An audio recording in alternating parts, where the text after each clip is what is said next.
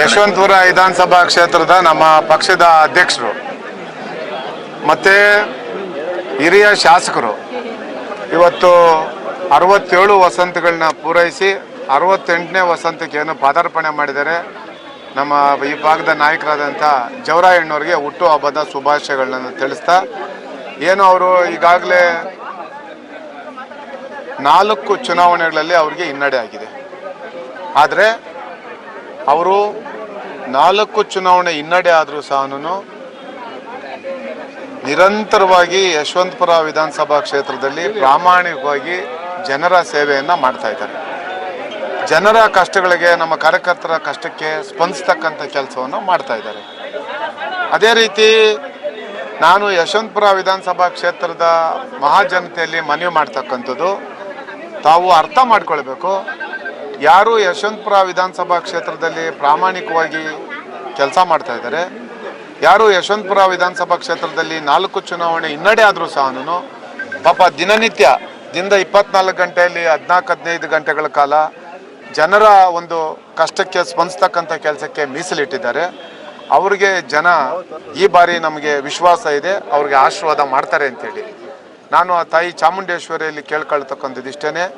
ಯಾರು ಪ್ರಾಮಾಣಿಕವಾಗಿ ಜವರಾಯಣ್ಣವರು ಇವತ್ತೇನು 68 ವಸಂತಗಳನ್ನ ಏನು ಅವರು ಪಾದಾರ್ಪಣೆ ಮಾಡಿದ್ದಾರೆ, 100 ವರ್ಷಕ್ಕೂ ಹೆಚ್ಚು ಕಾಲ ಆ ತಾಯಿ ಚಾಮುಂಡೇಶ್ವರಿ ಅವರಿಗೆ ಆಯುಷ್ಯ ಆರೋಗ್ಯವನ್ನು ನೀಡಲಿ, ಇನ್ನು ಜನರ ಕಷ್ಟಕ್ಕೆ ಸ್ಪಂದಿಸ್ತಕ್ಕಂಥ ಒಂದು ಅಧಿಕಾರವನ್ನು ಸಹ ತಾಯಿ ಚಾಮುಂಡೇಶ್ವರಿ ನೀಡಲಿ ಅಂತೇಳಿ ಸಂದರ್ಭದಲ್ಲಿ ನಾನು ಪ್ರಾರ್ಥನೆಯನ್ನು ಸಲ್ಲಿಸ್ತಾ ಇದ್ದೀನಿ. ರಾಜ್ಯದಲ್ಲಿ ಮೈತ್ರಿ ಇದೆ, ಒಂದು ಕಡೆ ಸಿಟ್ಟಿಂಗ್ MLA BJP ಅವರಿಂದ ಇದ್ದಾರೆ, ಮತ್ತೆ ಅವಕಾಶ ಸಿಗದೆ ತುಂಬ ಕಷ್ಟ ಅನಿಸುತ್ತೆ ಸರ್ ಮೈತ್ರಿಯಿಂದ ಇರೋದ್ರಿಂದ.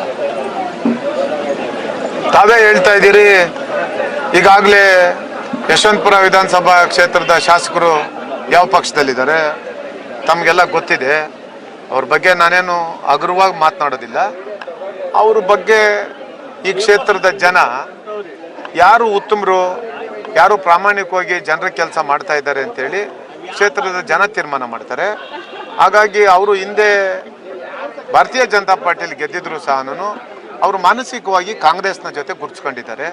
ಅದು ಎಲ್ಲರಿಗೂ ಸಹ ಗೊತ್ತಿರ್ತಕ್ಕಂಥ ವಿಚಾರ.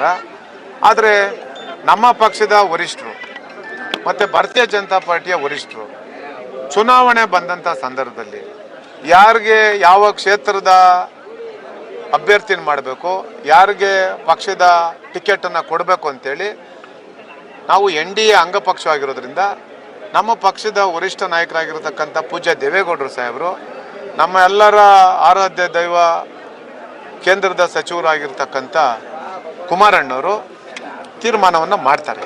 ಸರಿ, ಕೋರ್ಟ್ ಆದೇಶದಂತೆ GP ಚುನಾವಣೆ ನಡೆಸ್ತಾರ? ಹಿಂಗೆ ತಾವೇ ನೋಡ್ತಾ ಇದ್ದೀರಿ, ತಾವೇ ಮಾಧ್ಯಮದವರು ದಿನನಿತ್ಯ ತೋರಿಸ್ತಾ ಇದ್ದೀರಿ. ಏನಪ್ಪ ಅಂತಂದರೆ, ಏನು ಈಗಾಗಲೇ ಮಾನ್ಯ ಸರ್ವೋಚ್ಚ ನ್ಯಾಯಾಲಯ ಈಗಾಗಲೇ ಜೂನ್ಗೆ ಒಂದು ಗಡುವನ್ನು ಕೊಟ್ಟಿದ್ರು. ಆದರೆ ಇದುವರೆಗೂ ಸಹ ಇವರು ಚುನಾವಣೆ ಮಾಡಲಿಕ್ಕೆ ಮನಸ್ಸು ಮಾಡಲಿಲ್ಲ. ಮತ್ತೆ ಇವರು ಕುಂಟ ನೆಪಗಳನ್ನ ಹೇಳ್ಕೊಂಡು ಮತ್ತೆ ಇವರು ಸರ್ವೋಚ್ಚ ನ್ಯಾಯಾಲಯಕ್ಕೆ ಹೋಗಿ ಮತ್ತೆ ನನಗೆ ಏನು ರಾಜ್ಯದಲ್ಲಿ ಜನಗಣತಿ ನಡೀತಾ ಇದೆ, ನಮಗೆ ಭಾಳ ಸಮಸ್ಯೆ ಇದೆ, ಚುನಾವಣೆ ನಡೆಸಲಿಕ್ಕೆ ನಮ್ಮ ಕೈಲಿ ಸಾಧ್ಯವಿಲ್ಲ, ಮತ್ತೆ ನಮಗೆ ವಿಸ್ತರಣೆ ಮಾಡಬೇಕು ಅಂತೇಳಿ ಕೇಳ್ಕೊಂಡಿದ್ದಾರೆ. ಆದರೆ ಮತ್ತೆ ಸುಪ್ರೀಂ ಕೋರ್ಟ್ ಏನು ಹೇಳಿದ್ದಾರೆ, ಇದು ನಿಮಗೆ ಕೊನೆ ಅವಕಾಶ, ಮತ್ತೊಮ್ಮೆ ನಮ್ಮ ಮುಂದೆ ಬರಬಾರ್ದು, ಚುನಾವಣೆ ನಡೆಸಬೇಕು ಅಂತೇಳಿ ಭಾಳ ಕಠೋರತೆಯಿಂದ ನ್ಯಾಯಾಲಯ ಹೇಳಿದ್ದಾರೆ. ಆದರೆ ನಾನು ಒಂದು ಮಾತನ್ನು ಹೇಳ್ತೀನಿ, ಈ ರಾಜ್ಯದಲ್ಲಿ ಏನು ಕಾಂಗ್ರೆಸ್ ನೇತೃತ್ವದ ರಾಜ್ಯ ಸರ್ಕಾರ ಇವತ್ತು ಅಧಿಕಾರದಲ್ಲಿದ್ದಾರೆ. ಇವತ್ತು ಹಿಂದೆ ಭಾರತೀಯ ಜನತಾ ಪಾರ್ಟಿ ಅಧಿಕಾರದಲ್ಲಿದ್ದಂಥ ಸಂದರ್ಭದಲ್ಲಿ ರಾಜ್ಯದಲ್ಲಿ ಆವತ್ತಿನ ವಿರೋಧ ಪಕ್ಷದ ನಾಯಕರು, ಇವತ್ತಿನ ಮುಖ್ಯಮಂತ್ರಿಗಳು, ಇವತ್ತಿನ ಬೆಂಗಳೂರು ನಗರಾಭಿವೃದ್ಧಿ ಸಚಿವರು, ಉಪಮುಖ್ಯಮಂತ್ರಿಗಳು, ಅವರೇ ಪಕ್ಷದ ಅಧ್ಯಕ್ಷರು. ಅವತ್ತು ಚುನಾವಣೆ ಆಗೋಕ್ಕೆ ಇವರು ದೂರನ್ನು ಕೊಟ್ಟಿದ್ರು. ಏನಪ್ಪ, ಇವರು ಚುನಾವಣೆ ನಡೆಸ್ತಾ ಇಲ್ಲ, ಲೋಕಲ್ ಬಾಡಿ ಚುನಾವಣೆ ಅಂತೇಳಿ. ಇವರು ಬಂದು ಅಧಿಕಾರಕ್ಕೆ ಬಂದು 3 ವರ್ಷ ಆಯ್ತಲ್ವಾ? ಯಾಕೆ ಚುನಾವಣೆ ನಡೆಸೋಕ್ಕಾಗ್ತಾ ಇಲ್ಲ? ಯಾಕೆ ಚುನಾವಣೆ ನಡೆಸೋಕ್ಕಾಗ್ತಾ ಇಲ್ಲ? ನೋಡಿ, ನಾನು ಹೇಳ್ತೇನೆ, ಈ ರಾಜ್ಯದಲ್ಲಿ ಏನು ಹಿಂದುಳಿದ ಮುಖ್ಯಮಂತ್ರಿ ಇದ್ದೀನಿ ಅಂತೇಳಿ ಮಾನ್ಯ ಸಿದ್ದರಾಮಣ್ಣವ್ರು ಏನು ಹೇಳ್ತಾರೆ, ಕಡೆಯ ವ್ಯಕ್ತಿಗೆ ಅಧಿಕಾರ ಸಿಗಬೇಕು ಅಂತಾರೆ, ತುಳಿತಕ್ಕೆ ಒಳಗಾದಂಥವ್ರಿಗೆ ನಾವು ಅಧಿಕಾರ ನೀಡಬೇಕು ಅಂತ ಏನು ಹೇಳ್ತಾರೆ.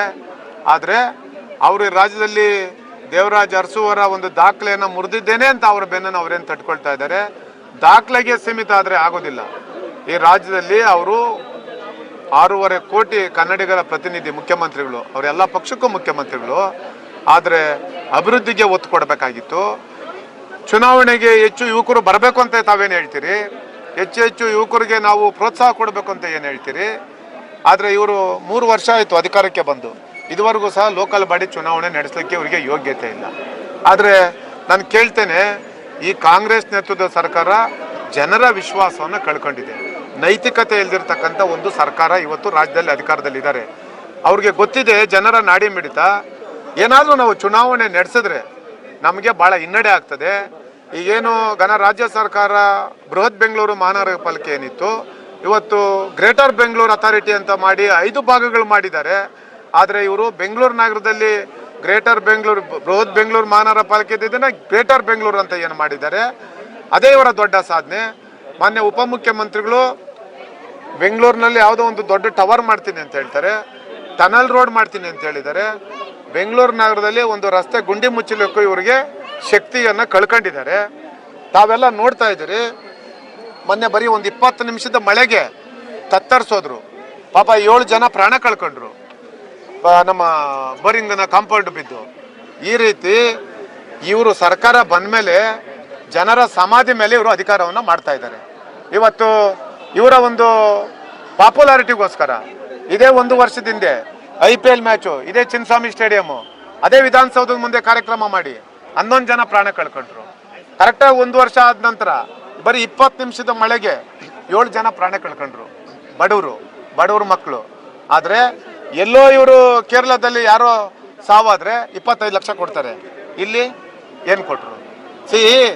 ರಾಜ್ಯದ ಜನ ಇವರ ಒಂದು ಆಡಳಿತವನ್ನು ನೋಡಿ ಅವ್ರಿಗೆ ಗೊತ್ತಿದೆ ಯಾವ ಸಂದರ್ಭದಲ್ಲಿ ನಾವು ಇವ್ರಿಗೆ ಪಾಠವನ್ನು ಕಲಿಸ್ಬೇಕು ಅಂತೇಳಿ.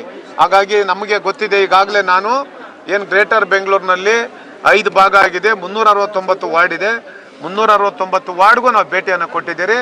ನಮಗೆ ಪೂರ್ಣ ಪ್ರಮಾಣದ ವಿಶ್ವಾಸ ಇದೆ.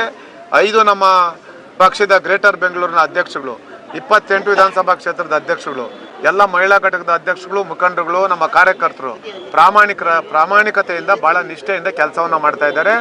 ಯಾವುದೇ ಸಂದರ್ಭದಲ್ಲಿ ಚುನಾವಣೆ ಬಂದರೂ ಸಹ ನಾನು ಈ ಬಾರಿ ಬೆಂಗಳೂರು ನಗರದಲ್ಲಿ ಒಂದು ಪ್ರಾದೇಶಿಕ ಪಕ್ಷ JDS ಪಕ್ಷಕ್ಕೆ ಈ ಬಾರಿ ಜನ ಆಶೀರ್ವಾದ ಮಾಡ್ತಾರೆ ಅಂತೇಳಿ ನಾವು ಪೂರ್ಣ ಪ್ರಮಾಣದ ವಿಶ್ವಾಸ ಇಟ್ಕೊಂಡು ಕೆಲಸ ಮಾಡ್ತಾ ಇದ್ವಿ. ಜನ ನಮ್ಮ ಪಕ್ಷಕ್ಕೆ ಈ ಬಾರಿ ಆಶೀರ್ವಾದ ಮಾಡ್ತಾರೆ. ಹೇಳ್ತಿದ್ರಿ ಕಾಂಗ್ರೆಸ್ ಪಕ್ಷ ಇದನ್ನ ಚುನಾವಣೆ ಲೋಕಲ್ ಬಾಡಿ ಚುನಾವಣೆ ಮಾಡ್ಲಿಕ್ಕೆ ಬಿಡ್ತಾ ಇಲ್ಲ ಅಂತ. ಹಿಂದೆ ಬಿಜೆಪಿ ಸರ್ಕಾರ ಇತ್ತು, ಅದು ಕೂಡ ಲೋಕಲ್ ಬಾಡಿ ಚುನಾವಣೆ ಯಾವುದು ಆಗಲಿಲ್ಲ. ಅವರು ಕೂಡ ತೆಳ್ಳಕೊಂಬಂದು ಇವರು ಕೂಡ ತೆಳ್ಳಕೊಂಡ್ಬಿಡ್ತಾರೆ. ವ್ಯತ್ಯಾಸ ಏನು ಮತ್ತೆ ಎರಡು? ಸರ್, ಈಗ ನಾನು ಅದನ್ನೇ ತಮ್ಗೆ ಹೇಳಿದೆ. ಅವತ್ತು ಭಾರತೀಯ ಜನತಾ ಪಾರ್ಟಿ ಅಧಿಕಾರದಲ್ಲಿದ್ದಂಥ ಸಂದರ್ಭದಲ್ಲಿ ಚುನಾವಣೆ ನಡೆಸ್ತಿಲ್ಲ ಅಂತೇಳಿ ಅವತ್ತು ನಾವು ಹೋರಾಟವನ್ನು ಮಾಡಿದ್ದೀವಿ. ಕಾಂಗ್ರೆಸ್ ಪಕ್ಷದವರು ಬಹಳ ದೊಡ್ಡ ಪ್ರಮಾಣದಲ್ಲಿ ಹೋರಾಟವನ್ನು ಮಾಡಿದ್ರು, ಚುನಾವಣಾ ಆಯೋಗಕ್ಕೂ ದೂರನ್ನು ಕೊಟ್ಟರು. ಆದರೆ ಇವರು ಏನು ಹೇಳ್ತಾರೆ, ಅವ್ರು ಸರಿಯಾಗಿ ಮಾಡಿದ್ರು ಅಂತಾರೆ. ಆಯ್ತು ರೀ, ಅವ್ರು ಸರಿಯಾಗಿ ಮಾಡಲಿಲ್ಲ, ಜನ ಅವ್ರಿಗೆ ತಕ್ಷಾಸ್ತಿ ಮಾಡಿದ್ದಾರೆ. ಜನ ತಕ್ಷಾಸ್ತಿ ಮಾಡಿ ನಿಮ್ಮನ್ನು ಅಧಿಕಾರಕ್ಕೆ ತಂದಿದ್ದಾರೆ. ನಿಮಗೆ ನಾಚಿಕೆ ಮಾನ ಮರ್ಯಾದೆ ಇಲ್ವಾ? ಮಾಡಿ ನೀವು ಚುನಾವಣೆ. ಯಾಕೆ ಚುನಾವಣೆ ಮಾಡ್ತಾ ಇಲ್ಲ? ಇತಿಹಾಸದಲ್ಲಿ ಗ್ರಾಮ ಪಂಚಾಯತಿ ಚುನಾವಣೆ ಮುಂದಕ್ಕೆ ಹಾಕಿರೋದು ಯಾವತ್ತಾದ್ರೂ ನೋಡಿದ್ದೀರಾ? ಗ್ರಾಮ ಪಂಚಾಯತಿ ಚುನಾವಣೆ ನಡೆಸಬೇಕು ಯೋಗ್ಯತೆ ಇರ್ತಕ್ಕಂಥ ಈ ಒಂದು ರಾಜ್ಯ ಸರ್ಕಾರ ಯಾವ ನೈತಿಕತೆ ಇಟ್ಕೊಂಡು ರಾಜ್ಯದ ಜನರ ವಿಶ್ವಾಸವನ್ನು ಗಳಿಸ್ತಾರೆ ಇವರು? ಯಾವ ನೈತಿಕತೆ ಇಟ್ಕೊಂಡು ರಾಜ್ಯದ ಜನರ ಮುಂದೆ ಹೋಗ್ತಾರೆ ಇವರು? ಅರ್ಥ ಮಾಡ್ಕೊಳ್ಬೇಕು. ದಿನನಿತ್ಯ ಮಾಧ್ಯಮದವರು ಈ ಸರ್ಕಾರಕ್ಕೆ ಚೀಮಾರಿ ಹಾಕ್ತಾ ಇದ್ದಾರೆ, ಸುಪ್ರೀಂ ಕೋರ್ಟ್ ಚೀಮಾರಿ ಹಾಕಿದ್ದಾರೆ. ಮತ್ತೆ ನೀವು 2 ತಿಂಗಳು ಗಡುವನ್ನು ತಗೊಂಡಿದ್ದಾರೆ. ಮತ್ತೆ ನಿನ್ನೆ ಒಬ್ಬ ಮಂತ್ರಿ ಹೇಳಿದ್ದಾರೆ, ನೋಡಿ ಈಗಾಗಲೇ ನಾವೇನು ಜನಗಣತಿ ನಡೀತಾ ಇತ್ತು, ಅದಕ್ಕೋಸ್ಕರ ನಾವು ಮುಂದಕ್ಕೆ ಹಾಕಿದ್ವಿ. ಈಗ SIR ಶುರು ಆಗ್ಬಿಟ್ಟಿದೆ. ರಾಜ್ಯ ಸರ್ಕಾರಕ್ಕೆ ಏನು ಹೇಳ್ದೇನೆ, ಮಾಹಿತಿ ಕೊಡ್ದೇನೆ ಈಗಾಗಲೇ ಚುನಾವಣಾ ಆಯೋಗ ಇಂಥ ಒಂದು ನಿರ್ಧಾರ ಮಾಡಿಬಿಟ್ಟಿದ್ದಾರೆ. ಹಾಗಾಗಿ ಮತ್ತೆ 2 ತಿಂಗಳು ಏನು ಗಡುವು ಕೊಟ್ಟಿದ್ದಾರೆ, ನಮ್ಗೆ ಸಾಕಾಗೋದಿಲ್ಲ, ಮತ್ತೆ ನಾವು ಸುಪ್ರೀಂ ಕೋರ್ಟ್ ಮುಂದೆ ಹೋಗ್ತೀರಿ ಅಂತ ಹೇಳ್ತಾ ಇದ್ದಾರೆ. ಇದು ಈ ರಾಜ್ಯದಲ್ಲಿ ನಡೀತಾ ಇರತಕ್ಕಂಥ ಆಡಳಿತ. ಇದು ಈ ರಾಜ್ಯದಲ್ಲಿ ಆಡಳಿತ ನಡೆಸ್ತಾ ಇರತಕ್ಕಂಥ ಕಾಂಗ್ರೆಸ್ ನೇತೃತ್ವದ ರಾಜ್ಯ ಸರ್ಕಾರ. ಹಾಗಾಗಿ ಜನ ಕಾಯ್ತಾ ಇದ್ದಾರೆ ಇವರ ತಿಥಿ ಮಾಡಲಿಕ್ಕೆ.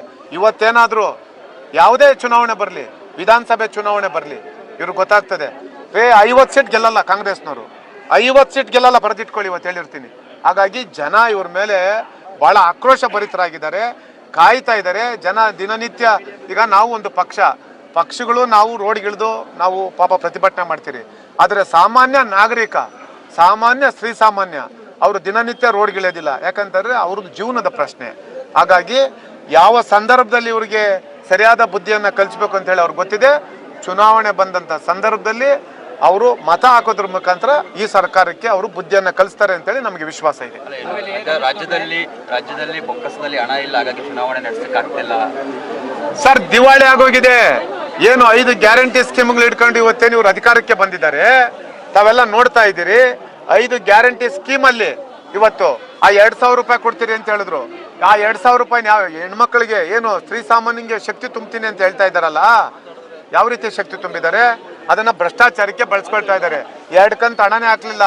ಈ ರಾಜ್ಯದಲ್ಲಿ ಸದನದಲ್ಲಿ ಒಬ್ಬ ಮಂತ್ರಿ ತಪ್ಪು ಮಾಹಿತಿ ಕೊಟ್ರು, ಆಮೇಲೆ ಕ್ಷಮೆನ ಯಾಚನೆ ಮಾಡಿದ್ರು. ಅದಾದ ನಂತರನೂ 5,000 ಕೋಟಿ ಹಣ ಎಲ್ಗೋಯ್ತು, ಯಾವ ಇಲಾಖೆಗೆ ವರ್ಗಾವಣೆ ಮಾಡಿದ್ರು ಇವತ್ತರೆಗೂ ಕ್ಲಾರಿಟಿ ಇಲ್ಲ. ಅದಾದ ನಂತರ ನಾವು ನಮ್ಮ ರಾಜ್ಯ ಯುವ ಘಟಕದ ಅಧ್ಯಕ್ಷ ಆಗಿರ್ತಕ್ಕಂಥ ನಿಖಿಲ್ ಕುಮಾರ್ ಅವ್ರ ನೇತೃತ್ವದಲ್ಲಿ ಒಂದು ಫ್ರೀಡಂ ಪಾರ್ಕ್ ಅಲ್ಲಿ ಬಹುದೊಡ್ಡ ಒಂದು ಹೋರಾಟವನ್ನು ಮಾಡಿದ್ವಿ.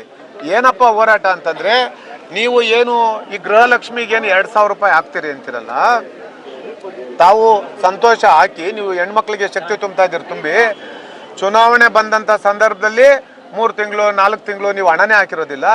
ಯಾವ ಜಿಲ್ಲೆಯಲ್ಲಿ ಚುನಾವಣೆ ನಡೀತದೋ ಆ ಒಂದು ಕ್ಷೇತ್ರಕ್ಕೆ ಆ ಜಿಲ್ಲೆಗೆ ಮಾತ್ರ 3-4 ತಿಂಗಳದ್ದು ನೀವು ಹಣ ಹಾಕ್ತೀರಿ. ಇದನ್ನ ನೀವು ಭ್ರಷ್ಟಾಚಾರಕ್ಕೆ ಬಳಸ್ಕೊಳ್ತಾ ಇದ್ದೀರಿ. ಇದು ಸರ್ಕಾರಿ ಯೋಜನೆ. ನೀವು ಒಂದು ಕ್ಯಾಲೆಂಡರ್ ಈವೆಂಟ್ನ ಡೇಟನ್ನು ಫಿಕ್ಸ್ ಮಾಡಿ, ಕ್ಯಾಲೆಂಡರ್ ಈವೆಂಟ್ ಡೇಟ್ ಫಿಕ್ಸ್ ಮಾಡಿ.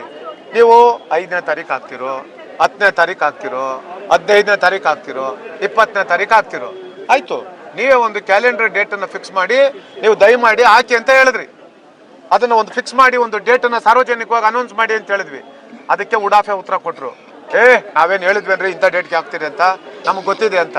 ಅಂದರೆ 140 ಜನರ ಬಹುಮತದ ಸರ್ಕಾರ, ನಾವು ಏನು ಬೇಕಾಗಿದ್ರು ಮಾಡ್ತೀರಿ, ನಾವು ಯಾವ ರೀತಿ ದುರಂಕಾರದಲ್ಲಿ ಮಾತನಾಡಿದ್ರು ನಡೆದೋಗುತ್ತೆ ಅನ್ನತಕ್ಕಂಥ ಭ್ರಮೆಯಲ್ಲಿ ಇದ್ದಾರೆ. ಆದರೆ ಸರಿಯಾದ ಸಂದರ್ಭ ಬಂದವಾಗ, ಚುನಾವಣೆಗಳು ಬಂದಂಥ ಸಂದರ್ಭದಲ್ಲಿ ಇವರಿಗೆ ತಕ್ಕ ಶಾಸ್ತಿಯನ್ನು ರಾಜ್ಯದ ಜನ ಮಾಡ್ತಾರೆ ಅಂತೇಳಿ ನಾವು ಪೂರ್ಣ ಪ್ರಮಾಣದ ವಿಶ್ವಾಸ ಇಟ್ಕೊಂಡು ಕೆಲಸ ಮಾಡ್ತಾ ಇದ್ದೀರಿ. ಬಟ್ ನಾವು ನಮ್ಮ ಪಕ್ಷದ ವತಿಯಿಂದ ಈ ರಾಜ್ಯ ಸರ್ಕಾರದ ನಡವಳಿಕೆಯಿಂದ ಭಾಳ ನಾವು ಕಠೋರವಾಗಿ ಖಂಡಿಸ್ತಾ ಇದ್ದೀವಿ. ಸರ್ ನೋಡಿ, ಇದು ಹಿಂದೇನೋ ನಿಮಗೆಲ್ಲ ಗೊತ್ತಿದೆ, ಸೋಷಿಯಲ್ ಮೀಡಿಯಾದಲ್ಲಿ ಟ್ರೆಂಡು. ಈಗ ಮಾನ್ಯ ಸುಪ್ರೀಂ ಕೋರ್ಟ್ನ ಸರ್ವೋಚ್ಚ ನ್ಯಾಯಾಲಯದ ಮಾನ್ಯ ನ್ಯಾಯಾಧೀಶರು ಏನೋ ಒಂದು ಮಾತನ್ನ ಹೇಳಿದ್ರು ಅಂತೇಳಿ, ಹಿಂದೆ ಅದು AAPಯಲ್ಲಿ ಕೆಲಸ ಮಾಡ್ತಾ ಇರ್ತಕ್ಕಂಥ ಒಬ್ಬ ವ್ಯಕ್ತಿ ಈ ರೀತಿ ಒಂದು ಟ್ರೆಂಡನ್ನು ಅವರು ಏನೋ ಒಂದು ಸೋಷಿಯಲ್ ಮೀಡಿಯಾದಲ್ಲಿ ಅವ್ರಿಗೂ ಗೊತ್ತಿಲ್ಲ ಈ ರೀತಿ ಆಗುತ್ತೆ ಅಂತೇಳಿ. ಆದರೆ ತಾವು ನಿನ್ನೆ ನಾನು ನೋಡ್ತಾ ಇದ್ದೆ, ತಮ್ಮ ಸೋಷಿಯಲ್ ಮೀಡಿಯಾದಲ್ಲೇ ನೋಡ್ತಾ ಇದ್ದೆ. ಸರ್ ಅಷ್ಟು ಜನ ಫಾಲೋವರ್ಸ್ ಇರಲಿಕ್ಕೆ ಸಾಧ್ಯ ಇಲ್ಲ, ಅದರಲ್ಲಿ ಫೇಕು ಮಾಡ್ಬೋದು ಅಂತ ಹೇಳ್ತಾ ಇದ್ದಾರೆ. ಆ ರೀತಿನೂ ಆಗಿರ್ಬೋದು. ಮತ್ತು ಇದಕ್ಕೆ ಬೇರೆ ಬೇರೆ ದೇಶದ ಹೊರದೇಶದ ಒಂದು ಕುಮ್ಮತ್ತು ಸಹ ಇರ್ಬೋದು. ಇಲ್ಲಿ ಕಾನೂನು ಸುವ್ಯವಸ್ಥೆನ ಹಾಳು ಮಾಡಲಿಕ್ಕೂ ಭಂಗ ತರಲಿಕ್ಕೂ ಈ ರೀತಿ ನಡೀತಾ ಇರ್ಬೋದು ಅಂತ ಸೋಷಿಯಲ್ ಮೀಡಿಯಾದಲ್ಲಿ ನೋಡಿದೆ. ಆದರೆ ಅದು ಒಂದು 2-3 ದಿವಸದಿಂದ ಈ ಟ್ರೆಂಡ್ ಇರೋದ್ರಿಂದ ಅದ್ರ ಬಗ್ಗೆ ನಾವು ಏನೋ ಮಾತನಾಡಿದ್ರೆ ತಪ್ಪಾಗ್ತದೆ. ಅದು ಕೂಲಂಕುಷವಾಗಿ ಸರ್ಕಾರನೂ ತನಿಖೆ ಇವತ್ತು ನಮ್ಮ ಫ್ರೀಡಂ ಪಾರ್ಕ್ ಇದರಲ್ಲಿ ಟೌನ್ ಹಾಲ್ ಮುಂದೆ ಒಂದು ಪ್ರತಿಭಟನೆ ಮಾಡಬೇಕು ಅಂತ ಏನೋ ಒಂದು ಕರೆ ಕೊಟ್ಟಿದ್ದಾರೆ. ಆದರೆ ಆ ರೀತಿ ಮಾಡಲಿಕ್ಕೆ ಸಾಧ್ಯ ಇಲ್ಲ, ಯಾಕಂದರೆ ಫ್ರೀಡಂ ಪಾರ್ಕ್ ಅಂತ ಒಂದು ಜಾಗನ ಈಗಾಗಲೇ ಹೇಳಿದ್ದಾರೆ. ಆದರೂ ಸಹ ಅವರು ಸೋಷಿಯಲ್ ಮೀಡಿಯಾದಲ್ಲಿ ಆ ರೀತಿ ಮಾಡೋದಕ್ಕೆ ಪೊಲೀಸ್ನವರು ಅವರಿಗೆ ವಾರ್ನು ಮಾಡಿದ್ದಾರೆ, ಒಂದು ನೋಟಿಸು ಕೊಟ್ಟಿದ್ದಾರೆ ಈ ರೀತಿ ಮಾಡಬಾರ್ದು ಅಂತೇಳಿ. ಇದು ನಿಜಕ್ಕೂ ಸಹ ಹೋರಾಟಕ್ಕೆ ಉಟ್ಕೊಂಡಿರ್ತಕ್ಕಂಥದ್ದು ಅಥವಾ ಕಾನೂನು ಸುವ್ಯವಸ್ಥೆನ ಹಾಳು ಮಾಡಲಿಕ್ಕೆ ಇದು ಉಟ್ಕೊಂಡಿರ್ತಕ್ಕಂಥದ್ದು.